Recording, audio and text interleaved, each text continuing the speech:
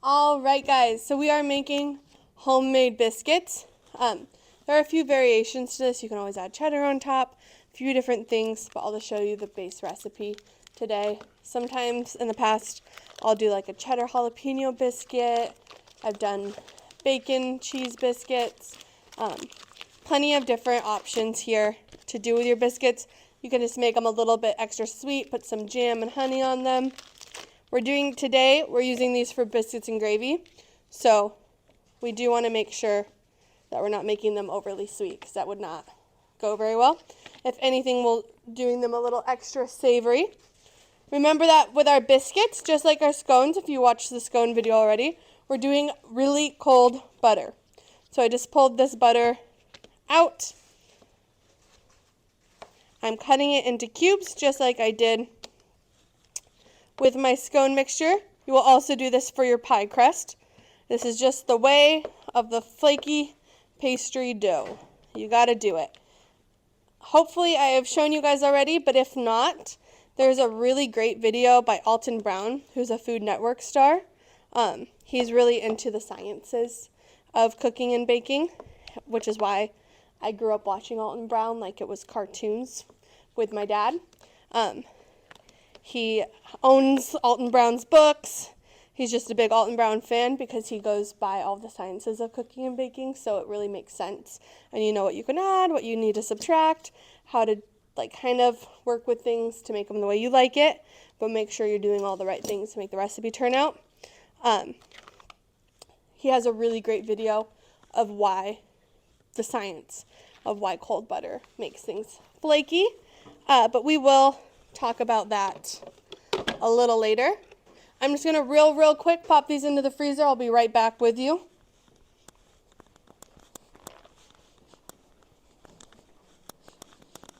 All right, now we're going to do our dry ingredients in our food processor. So, if I can open it, because clearly whoever closed this did not put it back on right. There we go. We should have talked about the safety of food processors. Right here, I'm going to use my flour. So, we have flour here, like this. We're going to do all of our dry ingredients. So we have our kosher salt, our baking powder, our cream of tartar, some sugar. I'm going to leave out a little less than the recipe calls for of sugar, because I think this is a little sweeter dough than we're looking for. But we still need some for the chemistry to happen. I'm going to just pulse this on so all of our dry ingredients gets nice and mixed. Looks like it came unplugged. Give me 1 second.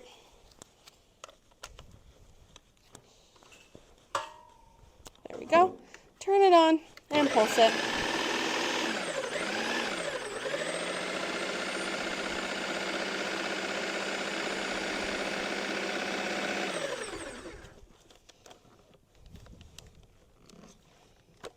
All right, then I'm going to add in my butter just like I did. I'm going to keep talking to you as I walk.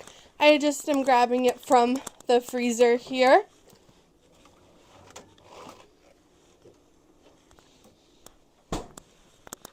Just want to make sure it stays as cold as possible. I'm going to add in my butter without touching it if possible. We really, the more we can keep our little hot hands off of our very cold butter, the better. Lining up the notches, locking it in, and then I will pulse this until the butter is pea-sized.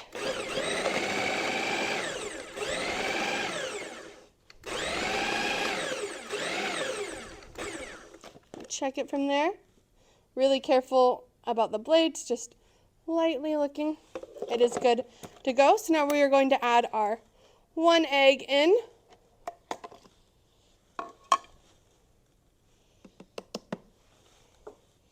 Give it a nice little pulse. And then we have 1 cup of cold milk. I'll pulse this as I add in the milk.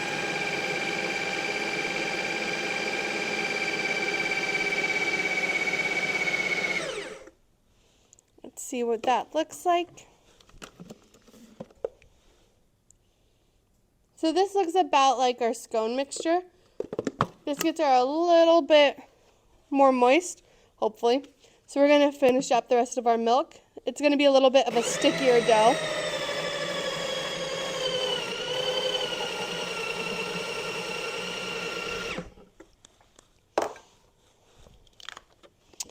All right. This is called a French rolling pin. Your rolling pin at home might have kind of a hole through it with the ability to roll that inner piece like this. A French rolling pin, same thought process. Let me move this. It's just instead of holding the side handles from your more American traditional rolling pin, you just take your palms here and you'll roll out your dough like this. I grew up with a French rolling pin, so maybe that's why I prefer it. I prefer this because I feel like you have just a little bit more control of the pressure, of where it's rolling, all of the things. And you don't have to worry about anything getting inside of that rolling pin. It's one solid unit here. And kind of getting gross, moldy, anything like that. I will tell you guys that plenty of times in my life before I owned a French rolling pin, I just took whatever bottle I had. Maybe it was a Pam spray, maybe it was olive oil, maybe it was something else. And I just put a little flour, just like this, over the bottle. And I use that as a rolling pin. You can really use whatever you have at home if you need to use it. In the classroom, we do have these nice French rolling pins for all of you, so that's what you're going to use in the classroom. However, I've been there. I haven't always had every tool, every utensil, everything, so I don't expect you to. I just try to give you little tips where we can. Glass bottle without a label is preferred, if possible. All right, I'm going to lightly flour my surface here. So it's going to take, sprinkle, sprinkle, sprinkle. You didn't see this part, but before the video started, I just cleaned, sanitized, and then went over with fresh water my surface.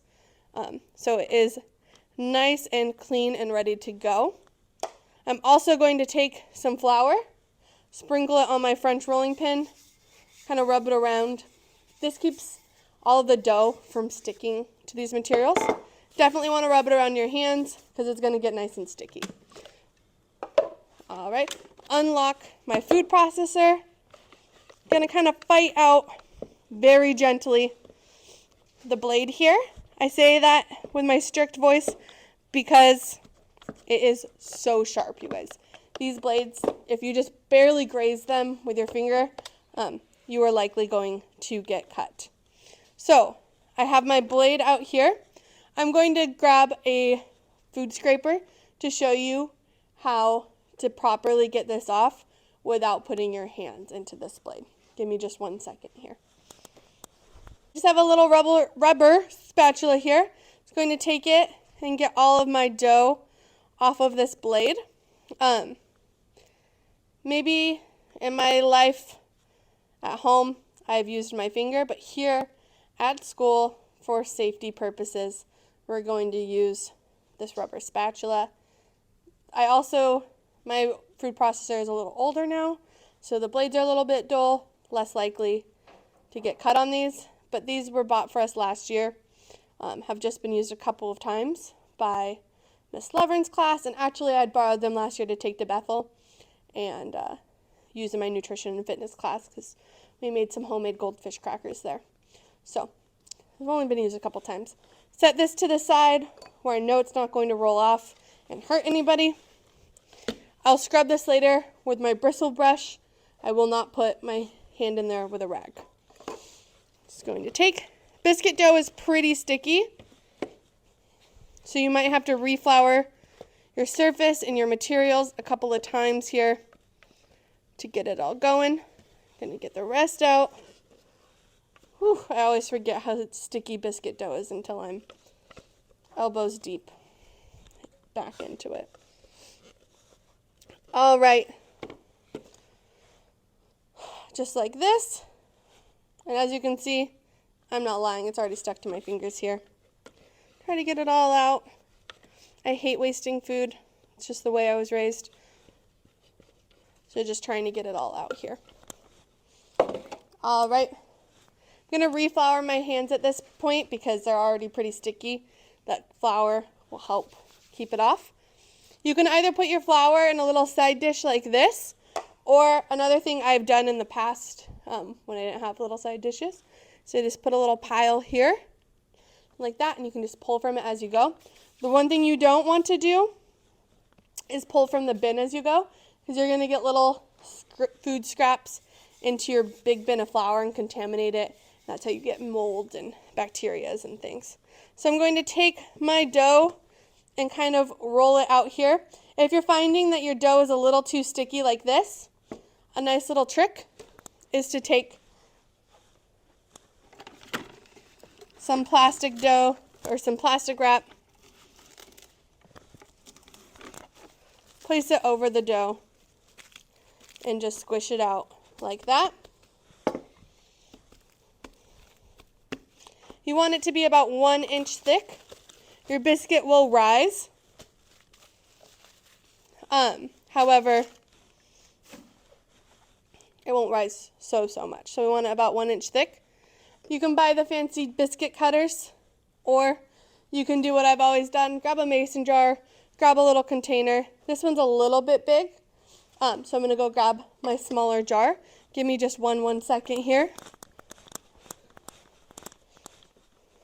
Just have a narrow mason jar here. You could use a glass, you could use a can of soup, you could use a cookie cutter, like a round one, but you really don't need anything fancy for biscuit doughs. Think about the old South where these were made. Those ladies didn't have fancy equipment. They just used their canning jars. It's going to place it on your dough, circle it around like that.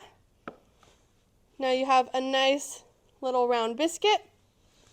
I'm going to plop it on my tray here. I have a tray to the side that you really can't see, but I'm out of space. And again, flour my jar. Try to do it as close together as possible. Take my little biscuit here, place it on. Biscuits really aren't too much work, so you might find that once you've made biscuits once or twice, you find yourself buying the pre-made biscuit dough less and less because it's really just a couple of ingredients and not too much time. Sometimes if we're headed camping or something for the weekend, I make my biscuit dough up until this point, wrap it up, put it in the fridge, and then I just bake it off while I have a camp stove that bakes. While we are out and about, whether we're at our cabin or a camper or wherever we are, and we just go from there. That way I don't have to mix this all together, but we have nice fresh biscuits. I'm not going to do all of these on camera here, but I will show you the finished product once we are done. So again, here we are, circling it around, and I'll just pull it off. All right, so I've just taken a bunch of holes out of my dough here. I thought it was worth showing you. I did have to add a little flour. I decided it was too sticky, so I added about a 1/4 cup of flour in, and I just hand rolled it in. I'm going to add a little bit to the top here because I just found another sticky area. I'm just kind of kneading it back together. Again, pulling out my biscuits just like this. You get pretty fast at it. Don't expect to be quite that fast right off the bat. But again, let's take it, reflour my surface a little bit, roll it into a ball, pat it out a little bit, take my dough, rounds out. You're going to get less and less rounds each time, just like this.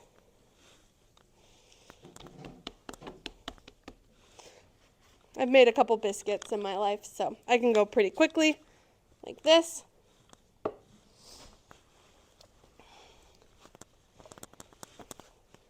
Thin it out one more time, getting one out of here. And then I'm left with one. I can do one more like this. I have one, this one. I'm just going to roll into kind of my ugly duckling biscuit. It might not be exactly perfect like the others.